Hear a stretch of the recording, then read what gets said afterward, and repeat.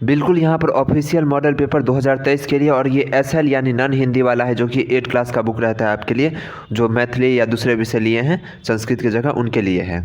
चलिए शुरू करते हैं, और इस वीडियो में आपको पूरा बताया जाएगा और एकदम अच्छे तरीके से। चलिए देखिए, पहला प्रश्न देखिए, ईदगाह शीर्षक कहानी में किसने कहा कि तुम डरना नहीं अम्मा, मैं सबसे पहले आऊँगा? तो बहुत ही आसान, हामिद ने कहा था जब वो ईदगाह के लिए निकल रहा था तब। पुत्र की मृत्यु होने पर बाल गोविंद भगत क्या कर रहे थे? तो इसका आंसर हो जाएगा सी, यानी गा रहे थे। चलिए अगले प्रश्न पे चलते हैं। आज नेनू मथ रही थी, तुम्हारी याद आई, यह किसने कहा? तो तीसरा का हो जाएगा डी, यानी लेखक की माँ ने कहा। चलिए अगला, इसी बीच मेरी नानी की मौसी मुझे देखने आई, यह पंक्ति किस शीर्षक पाठ से लिया गया है? तो चौथा का आंसर हो जाएगा ए, यानी चिकित्सा का चक्कर, इस शीर्षक से लिया गया है। अगर आप कहानी पढ़े होंगे तो फटाफट आप सही लगा रहे होंगे। चलिए आगे देख लेते हैं। दंत चिकित्सक ने लेखक बेढस बनारसी के प्रति दांत तोड़ने की कितने फीस लगाई? तो 3 रुपया पर दांत के हिसाब से वो लगा रहा था। चलिए, ईदगाह के पास कितने वृक्षों की छाया है? तो यहाँ पे ये फिर से ईदगाह से लिया गया है, तो 6 का आंसर हो जाएगा सी, यानी सॉरी कितने नहीं होगा, किन वृक्षों की छाया है, तो इमली हो जाएगा, मैं थोड़ा गलत पढ़ दिया था। चलिए, बाल गोविंद भगत अपने खेत की पैदावार भेंट रूप में कहाँ दे आते थे? तो इसका आंसर हो जाएगा डी, यानी कबीरपंथी मठ में। चलिए, निम्न में से कौन सी रचना कनिश्वर नाथ रेणु की है? तो देखिए, कनिश्वर नाथ रेणु, तो यहाँ ठेस तो ऑप्शन में दिया नहीं है, तो इसको छोड़ दीजिए, ये क्वेश्चन ही गलत है। चलिए अगले पर चलते हैं। विक्रमशिला विश्वविद्यालय का आविर्भाव किस शताब्दी के मध्य हुआ?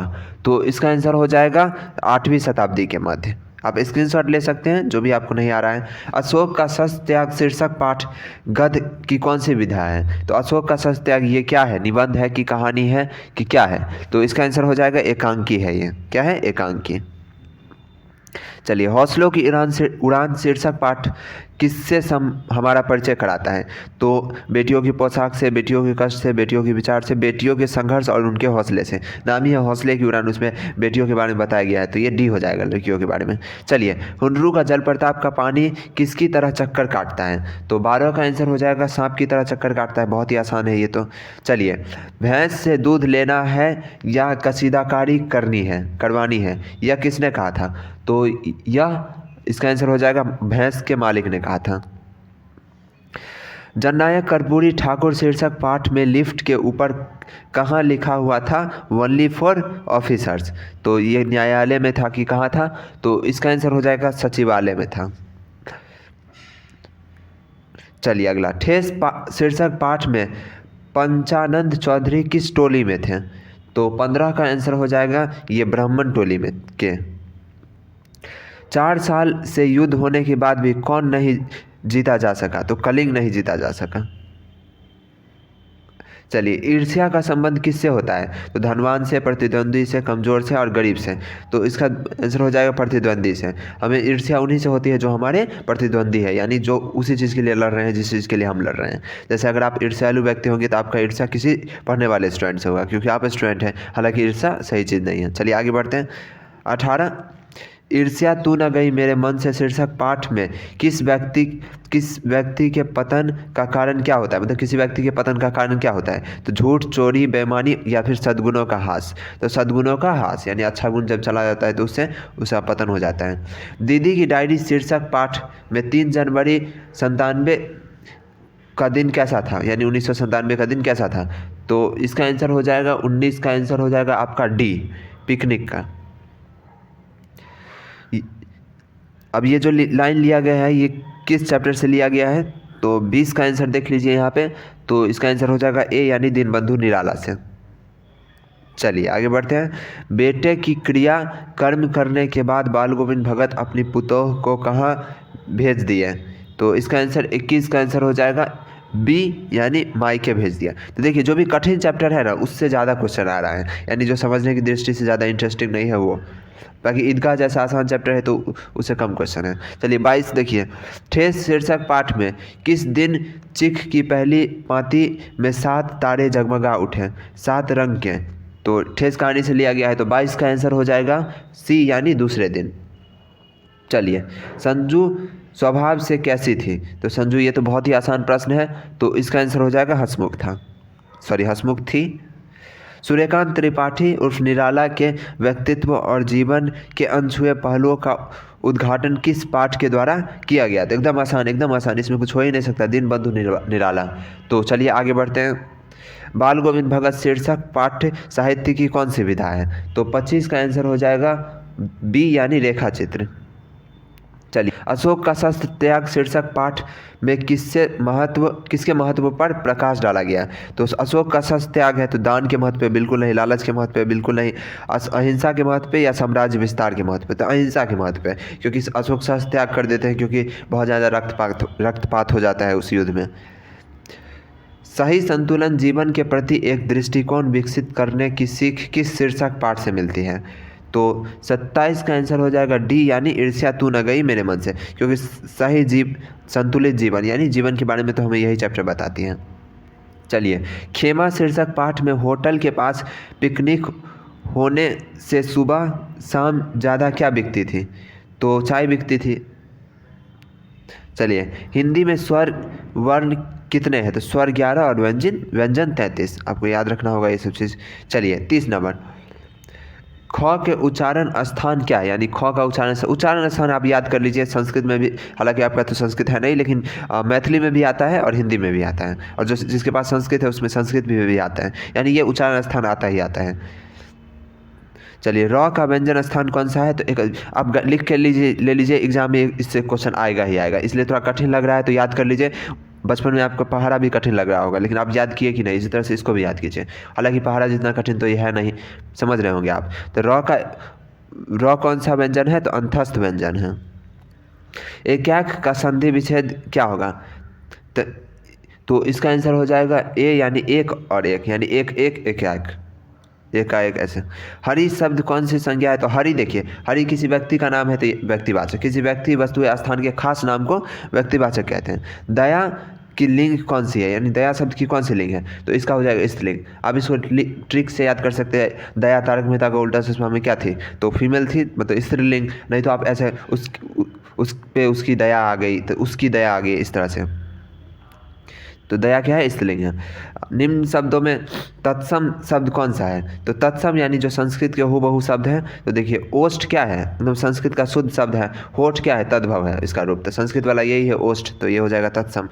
अनुज शब्द का स्त्रीलिंग क्या है? तो अनुज शब्द का स्त्रीलिंग अनुजा, बहुत सारी लड़की का नाम होता है अनुजा, तो इस तरह से आप लिंक कर सकते हैं। अनुज मतलब, चलिए आगे बढ़ते हैं।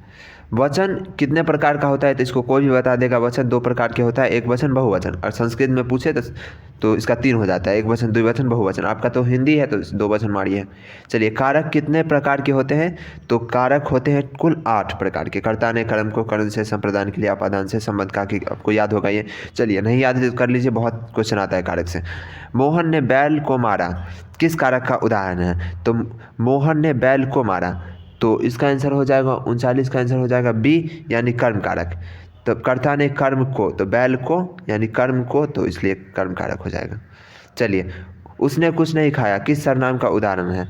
तो कुछ नहीं खाया, तो इसका आंसर हो जाएगा सी हो जाएगा, क्योंकि कुछ नहीं खाया मतलब कुछ है, मतलब अनिश्चय है। अगर बोलता है 1 रोटी खाया, 2 रोटी नहीं खाया, 3 रोटी नहीं खाया, तो इसमें बोला कुछ नहीं खाया, मतलब पता ही नहीं है जो क्या खाया, क्या मतलब कुछ जैसा शब्द रहे तो ये अनिश्चय का बोध करवाती है। संज्ञा और सर्वनाम की विशेषता बताए, उसे क्या कहते हैं? तो इसको तो हमको लगता है जो भी फर्स्ट बार व्याकरण पढ़ता होगा यही डेफिनेशन याद करता होगा, तो उसको विशेषण कहते हैं। संज्ञा और सर्वनाम की विशेषता बताने वाले शब्द को विशेषण कहते हैं। बहुत दूध किस विशेषण का उदाहरण है? तो बहुत दूध, तो ये संख्यावाचक नहीं होगा, सर्वनामिक तो बिल्कुल नहीं होगा, गुणवाचक भी नहीं होगा, परिणामवाचक, क्योंकि परिणाम बता रहे हैं ना, बहुत दूध, कम दूध, ये सब क्या है? परिणाम है। रचना की दृष्टि से क्रिया के कितने भेद हैं? तो इसका आंसर हो जाएगा डी यानी 5 भेद होते हैं। 44, बूंद बूंद से घड़ा भरता है, यह किस क्रिया का उदाहरण है? तो बूंद बूंद से घड़ा भरता है, तो इसका हो जाएगा अकर्मक क्रिया, यानी इसमें कोई कर्म है ही नहीं। मतलब कोई इंसान भरेगा तो सकर्मक, क्योंकि कर्म है, इसमें कोई है नहीं, अपने आप भरा रहा है, तो ये क्या? अकर्मक क्रिया। मैंने खाना खा लिया है किस काल का उदाहरण है? तो देखिए, अंत में है तो आंख बंद करके क्या लीजिए, वर्तमान काल मारिए। उत्पत्ति की दृष्टि से शब्द के कितने भेद होते हैं? तो उत्पत्ति के दृष्टि से रूढ़, यौगिक, योग रूढ़, 3 भेद होते हैं। 47 परिणाम शब्द का उपसर्ग है तो परी हो जाएगा। परी तो है ना ऑप्शन में, ये रहा परी, हाँ है तो परी, नाम परी। उपसर्ग पहले लगता है, प्रत्यय बाद में लगता है। नयन शब्द का प्रत्यय क्या है? जैसे तो नयन तो अन हो जाएगा, क्योंकि इसका संधि विच्छेद क्या होता है नयन का? ने प्लस अन, तो इसका उपसर्ग क्या हो जाएगा? अन हो जाएगा। तो संधि विच्छेद भी आपको आना चाहिए। शिव शब्द का विशेषण क्या है? तो शिव का विशेषण शैव। परमेश्वर शब्द कौन सा समास है? तो परमेश्वर समास शब्द है 50 का आंसर हो जाएगा आपका सी, कर्मधारय समास। परम है जो ईश्वर यानी परमेश्वर। कर्मधारय समास, तत्पुरुष नहीं होगा, द्वंद्व नहीं होगा, अव्ययभाव समास नहीं होगा। चलिए, गोली से घायल सिपाही यह किस पदबंध का उदाहरण है? तो इसका आंसर हो जाएगा संज्ञा पदबंध। बहुत ही आसान है, देखिए कैसे, क्योंकि गोली संज्ञा है, घायल भी क्या है? संज्ञा है, सिपाही भी क्या है? संज्ञा है, सब तो संज्ञा ही है। रचना की दृष्टि से वाक्य के कितने भेद होते हैं? तो रचना की दृष्टि से वाक्य के 3 भेद होते हैं। यहाँ भी 3, सॉरी गलत टिक कर दिया मैं, 3 हो जाएगा, 3। अगम शब्द का विलोम है, तो हो जाएगा उत्तम। 53 का सॉरी उत्तम का अधम होता है। उत्तम का क्या होता है? अधम होता है। उत्तम का अधम हो जाएगा, लेकिन यहाँ पे उत्तम नहीं पूछ रहा है, यहाँ अगम लिखा हुआ है, अधम नहीं है। तो अगम होता है सुगम का। सुगम यानी अच्छा, और मतलब सुगम जिसमें जाना आसान हो, और अगम जो दुर्जन हो, दुर्जन नहीं, क्या बोल सकते हैं इसको हिंदी में? दुर्गम हो। ठीक है, सुगम यानी सुगम, और इसका उल्टा दुर्गम। हालांकि अगम भी होता है। चलिए, फाइनल इसका आंसर ये हो जाएगा बी। आपको बिल्कुल एक वर्ड का एक से ज़्यादा भी हो जाता है। चलिए ठीक है, इसको नहीं मारिएगा। चलिए, कवि शंकर शैलेंद्र जमीन पर क्या उतार लाने की को कहते हैं? तो बिल्कुल बार बार कहते हैं, अगर कहीं है स्वर्ग तो उतार ला जमीन पर, तो स्वर्ग हो जाएगा। मानते जी की है, सुनते हैं सदा सबकी कही, यह पंक्ति किस कविता से ली गई है? तो 55 का आंसर हो जाएगा आपका, ये हो जाएगा डी यानी कर्मवीर से। कुमति शब्द का क्या अर्थ होता है? तो कुमति यानी खराब मति यानी खराब बुद्धि, तो इसका आंसर हो जाएगा ए। 57 देखिए, प्रेम भक्ति और नीति परक दोहे के कवि कौन से है? तो बिहारी। चैप्टर के ऊपर में ही लिखा हुआ है, बिहारी के दोहे जो पेज है उसके ऊपर में ही लिखा हुआ है इसके बारे में, लेखक के बारे में। हो मेरा काम गरीबों की हिमायत करना, यह पंक्ति लिया गया है, तो ये इकबाल साहब लिखे थे बच्चे की दुआ कविता में। भगवान कृष्ण के बाल सखा सुदामा जी क्या करते थे? तो भिक्षा मांगते थे, खेती करते थे, सिलाई करते थे, भिक्षा मांगते थे। चलिए, ईश्वर या अल्लाह को बाहर ढूंढने की जगह अपने भीतर ही साक्षात्कार की बात किस कवि ने किया? तो इसका आंसर हो जाएगा आपका कबीर ने किया।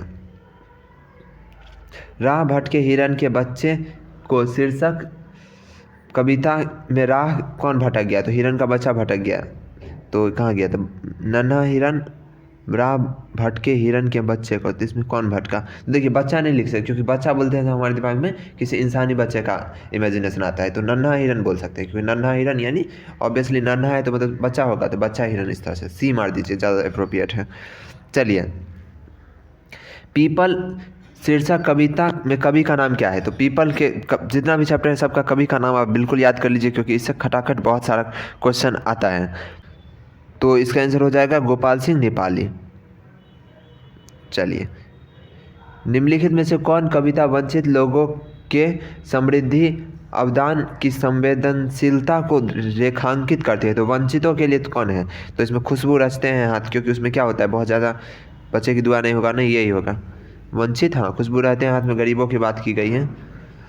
राह भटके हिरन के बच्चे को शीर्षक कविता का अनुवादक कौन थे? तो राजेंद्र प्रसाद मिश्र थे। चलिए, झांसी की रानी शीर्षक कविता किससे हमारा ओजपूर्ण साक्षात्कार करवाती है? तो इसमें हमें जीवन वृत्त, संघर्ष और विद्रोह से साक्षात्कार कराती है। चलिए, लक्ष्मी थी या दुर्गा थी वह स्वयं वीरता की अवतार, या पंक्ति तो कोई भी बता देगा, झांसी की रानी से लिया गया है।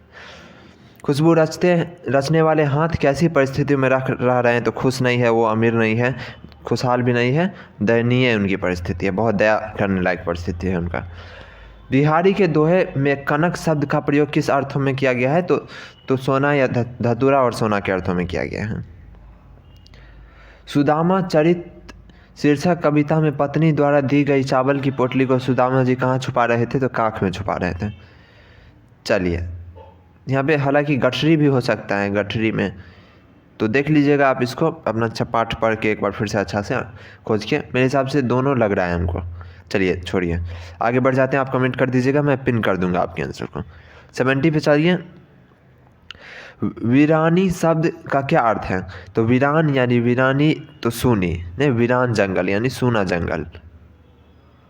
चलिए, झांसी की रानी शीर्षक कविता में वीर शिवाजी की कहानियाँ किसे याद जुबानी थी? तो लक्ष्मीबाई को ही जुबानी याद थी। कवि मोहम्मद इकबाल की कविता निम्न में से कौन सी है? तो कोई बता देगा, बच्चों की दुआ। कर्मवीर चिल्लाती धूप को क्या बना देते हैं? तो छाँव, सुबह, रात, चांदनी। तो इसका आंसर हो जाएगा डी यानी चांदनी बना देती है। बच्चे अल्लाह से किस चीज़ से बचने, अपने को बचाने की दुआ करते हैं? तो बुराई से बचाने को दुआ करते हैं। बिहारी किस काल के कवि है? तो बिहारी रीति काल के कवि थे। तो 75 का आंसर हो जाएगा बी। चलिए 76। मोको कहाँ ढूंढे बंदे, इस पंक्ति में मोको शब्द किसे संबोधित किया गया है? तो ईश्वर को, यानी मुझे कहाँ ढूंढ रहे हो? तो किसे हम लोग ढूंढते हैं? तो ईश्वर को ही ढूंढते हैं। तो मोको आ जाएगा ईश्वर के लिए। चलिए आगे बढ़ते हैं। कानन का यह तरुवर पीपल युग युग से जग में अचल अटल। कानन का यह तरुवर पीपल युग युग से जग में अचल अटल, यह पंक्ति लिया गया है तो इसमें पीपल कविता से। तुम सीधा लाइन दिया हुआ, राह भटके हिरन के बच्चे शीर्षक कविता में तारे कहाँ भरे हुए हैं? तो तारे 78 का आंसर ये हो जाएगा, आकाश में भरे हुए। जो नहीं पढ़ा होगा वो भी बता सकता है। दो आँखों में आंसू भरकर कौन सुदामा जी से कुशल क्षेम पूछ रहे हैं? तो 79 का आंसर हो जाएगा आपका श्री कृष्ण। चलिए, बूढ़े भारत में भी आई फिर से नई जवानी थी, यह पंक्ति में बूढ़ा क्यों कहा गया है? तो भारत का इतिहास प्राचीन है तो इससे कोई बूढ़ा का लेना देना नहीं है, तो ये नहीं होगा। इस तरह का जो प्रश्न है इसमें थोड़ा लॉजिक लगा के एक ऑप्शन छाटिए। भारत में एकता नहीं थी, तो देखिए ये थोड़ा सा हो सकता है। चलिए आगे देखिए, भारत गुलाम था, ये भी थोड़ा हो सकता है। भारत की दशा शिथिल और जर्जर हो चुकी थी, हाँ ये हो सकता है, और यही होगा। क्योंकि देखिए बूढ़ा आदमी मतलब क्या होता है? कोई बूढ़ा है मतलब वो कमज़ोर है। तो भारत की दशा क्या होती है? शिथिल और जर्जर हो चुकी थी, मतलब जर्जर कमज़ोर बूढ़ा आदमी की तरह भारत हो गया था। किसी में सामर्थ्य नहीं था जो अंग्रेज़ों का मुकाबला कर सके। और जैसे झांसी की रानी मुकाबला करती है तो उसमें क्या जवानी लौट आता है, मतलब सबके अंदर उसका पौरुष जाग जाता है। तो ये क्या हो जाएगा? डी हो जाएगा इसका आंसर। इनमें से कौन सा वाक्य शुद्ध है? तो शुद्ध वाक्य को बताना है। तो अभंग एक प्रकार का मराठी छंद होता है। दूसरा देखिए, मैं गाने की कसरत कर रहा हूँ। तीसरा, मेरा नाम श्री अजय कुमार जी है, या वर्तमान महासमर संसार की सबसे बड़ी समस्या है। देखिए तो इनमें से ये भी शुद्ध है, ये भी शुद्ध है, ये भी शुद्ध है, तो यही एकमात्र अशुद्ध है। लेकिन पूछा क्या है क्वेश्चन में, कौन सा वाक्य शुद्ध है? तो क्वेश्चन ही गलत है। यहाँ पे लिखना चाहिए कौन सा वाक्य अशुद्ध है, तब इसका आंसर क्या हो जाता है? ये हो जाता है। समझ गए होंगे आप। चलिए आगे बढ़ते हैं। चलिए, आग शब्द का पर्यायवाची है, तो आग का क्या होता है? अनल। बाकी अमीय नहीं होगा, निशाचर नहीं होगा, अच्छी नहीं होगा। चलिए, 2 बार जन्म लेने वाले को क्या बोलते हैं? द्विज। अधजल गगरी छलकत जाए, लोकोक्ति का अर्थ क्या है? तो अधजल गगरी छलकत जाए, जिसके अंदर कम टैलेंट है, ज़्यादा उछल रहा है, तो उसको क्या बोलते हैं? अधजल गगरी छलकत जाए। तो इसका हो जाएगा प्रतिवाद करना नहीं, पीछे न छोड़ना नहीं, बहाना करना नहीं, डिंग हाँकना, है ना? कुछ मतलब थोड़ा बहुत आ रहा है और मतलब बाप से बड़ा बनना है, ऐसा चीज़ जो करता है वो अधजल गगरी छलकत जाए। चलिए, साक्षर शब्द का विलोम है, तो इसको भी कोई भी बता देगा, निरक्षर। निरक्षर मतलब नहीं पढ़ा लिखा, और साक्षर मतलब पढ़ा लिखा। पुत्री का पर्यायवाची क्या है? तो बेटी हो जाएगा, एकदम आसान। अगर यहाँ पे इनमें से सभी ऑप्शन रहता तो आपको दूसरा ऑप्शन देखने का जरूरत था। इनमें से सभी है ही नहीं, तो बेटी एकदम हो जाएगा। अच्छे विद्यार्थी परिश्रमी होते हैं, यह किस वाक्य का उदाहरण है? तो ये सरल वाक्य है। चंद्रवदन शब्द कौन सा समास है? तो चंद्र जैसा वदन, तो उपमान उपमेय दे रहा है, मतलब कर्मधारय समास हो जाएगा। 88 का क्या हो जाएगा? बी। जिस समास में सभी पद प्रधान होते हैं उसे क्या कहते हैं? तो 89 का आंसर हो जाएगा ए यानी द्वंद्व समास। द्वंद्व समास मतलब जैसे भाई बहन, जैसे देखिए बहन, माता पिता, तो इसमें क्या हो रहा है, माता का वैल्यू जितना है उतना ही पिता का, भाई का उतना ही बहन का, मतलब दोनों प्रधान है, तो ये क्या हो जाता है, द्वंद्व समास। प्रिय शब्द क्या है? तो तत्सम है, तद्भव है, देश है, तो इसका तत्सम हो जाएगा। अगर इसका तद्भव रूप पूछा जाए तो प्यारा है ना, प्यारा, ये तद्भव रूप है, और प्रिय क्या है, तत्सम रूप है। संस्कृत वाला शुद्ध शब्द तत्सम। रोहित कलम से लिखता है, तो ये कौन सा कारक है? तो करण कारक। कर्ता ने कर्म को करण से, तो ये हो जाएगा से विभक्ति लगा हुआ है, मतलब करण कारक। चलिए देखिए आगे, पुस्तक शब्द कौन सी संज्ञा है? तो देखिए पुस्तक में तो बहुत सारा आ जाएगा ना, बहुत सारे विषय का पुस्तक, अब बहुत सारा पुस्तक है, लूसेंट है, और आपका गणित का बुक है, बहुत सारा है, ज्योग्राफी है, मतलब अलग अलग विषय है। पुस्तक क्या है, अपने आप में क्या है, एक जाति है, तो इसका हो जाएगा जातिवाचक संज्ञा। अगर बोलते हैं यहाँ पे गणित रहता, तो फिर आप क्या करते हैं, व्यक्तिवाचक मारते हैं। चलिए, निम्न में से अशुद्ध शब्द कौन सा है? तो अशुद्ध शब्द आपको देख लेना, उपयुक्त शुद्ध है, संवाद ये थोड़ा गलत है। चलिए आगे बढ़ जाते हैं। छ का उच्चारण स्थान क्या है? छ, तो इसका उच्चारण स्थान हो जाएगा बी यानी तालु। बोल रहे हैं उच्चारण स्थान याद कर लीजिए, आप एक्सपेरिमेंट कीजिए, छ बोल के, छ तालु, तालु से निकल आए कि ओठ से कि मुंह से, पगला जाइएगा आप, याद कर लीजिए, बेहतरीन होगा यही। उद्धार शब्द का संधि विच्छेद क्या होता है? तो उत प्लस धार, उद्धार, हाँ उत प्लस हार, उद्धार, यही हो जाएगा। गलती से मैं धार बोल दिया था, हार। तो वर्ग का उच्चारण मुंह के किस भाग से होता है? तो त वर्ग यानी त थ द ध जो होता है त वर्ग, वो उसके बारे में पूछ रहा है। तो इसका उच्चारण कहाँ से होता है? तो 96 का आंसर हो जाएगा दंत से हो जाता है। य र ल व क्या कहलाते हैं? तो य र ल व कहलाते हैं, तो इसका आंसर हो जाएगा आपका ए यानी अंतस्थ व्यंजन। हिंदी में अनुनासिका वर्गों की संख्या कितना है? तो यहाँ पे इसका आंसर आप कर दीजिए बी 5। हालांकि इसमें मुझे थोड़ा सा लग रहा है, अटपटा लग रहा है ये, तो आप देख लीजिएगा, कमेंट बॉक्स में देख लीजिएगा, चेक कर लीजिएगा, होगा तो मैं पिन कर दूंगा अगर ऐसा कुछ होगा तो। हालांकि 5 80% श्योर यहाँ पे 5 ही होगा। चलिए देखिए, जब एक ही ध्वनि में द्वैत हो जाए तब वह क्या कहलाती है? तो 99 का आंसर हो जाएगा सी यानी अनुतान। अब ये सब क्वेश्चन थोड़ा सा हार्ड दे देता है एक दो, कोई बात नहीं। चलिए आगे बढ़ते हैं। केवल मुंह से बोले जाने वाले सस्वरों वर्णों को क्या कहते हैं? तो आखिरी का आंसर हो जाएगा डी यानी निर्नुनासिक। सब्जेक्टिव के लिए आप जरूर चेक कर लीजिए डिस्क्रिप्शन या फिर प्लेलिस्ट, अगर वीडियो अपलोड होगा तो आप देख सकते हैं, नहीं तो आप कमेंट कीजिए और चेक कर लीजिए, ज़्यादा होगा अगर बाद में वीडियो देख रहे हैं तो अपलोड हो चुका होगा। चलिए सब्सक्राइब कर दीजिए, क्योंकि आपको अच्छा लगा होगा, मैं समझाने का भी कोशिश किया हूँ। सिर्फ देखिए, बहुत कम समय में आपको पूरा ऑब्जेक्टिव बता दिया, ना सिर्फ बताया बल्कि आपको थोड़ा बहुत समझाने का भी प्रयास किया। बाकी व्याकरण का बहुत सारा एक प्लेलिस्ट ही है, देख लीजिए, छोटा वीडियो है, वीडियो को देखिए, शायद उस 2 मिनट का वीडियो को भी आप देखिएगा ना, तो उसमें से एक प्रश्न यहाँ आपको नजर आ ही गया होगा इस मॉडल पेपर में, और प्रीवियस ईयर क्वेश्चन बैंक देखिएगा तो फिर तो आप अचरज में पड़ जाइएगा। तो बेहतरीन, बिल्कुल आपका समय, मेरा खासियत है मैं आपका समय नहीं गंवाता हूँ, क्योंकि टाइम इज़ मनी, तो पैसा मतलब टाइम मैं वेस्ट नहीं करूँगा, और फ्री में है सब कुछ, तो सब्सक्राइब कर ही दीजिए। धन्यवाद।